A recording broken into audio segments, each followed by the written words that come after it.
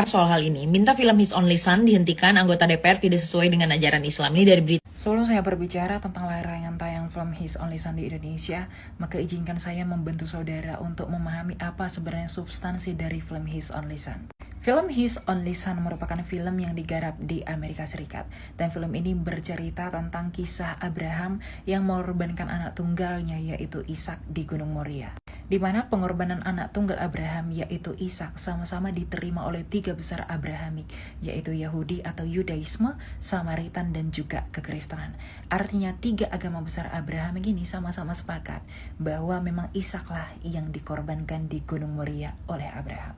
Maka tak heran orang-orang Yahudi yang merupakan pemilik original dari kisah atau cerita ini selalu merayakan atau melakukan upacara akedat Yitzhak dalam hari Rosh Hashanah, yang membuktikan atau menegaskan bahwa secara historis dan teologis orang-orang Yahudi, Samaritan, dan juga Kekristenan sama-sama sepakat bahwa Ishaklah yang dikorbankan.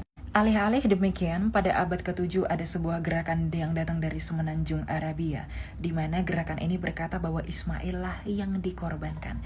Dan hal ini bertentangan dengan sejarah yang telah berdiri kokoh selama 2200 tahun sebelumnya. Namun uniknya, film His Only Son didasarkan pada skriptur tertua, yaitu yang terdapat pada Tauratnya Musa, yang sama-sama diyakini oleh orang Yahudi, Samaritan, dan juga Kekristenan, yaitu pengorbanan Ishak oleh Abraham. Dengan arti lain, cerita ini tidak didasarkan pada cerita yang baru muncul pada abad ke-7 dari semenanjung Arabia. Dengan demikian, film His Only Son memiliki nilai historis dan juga teologis yang begitu kaya, karena diakui sekaligus oleh tiga besar agama Abrahamik.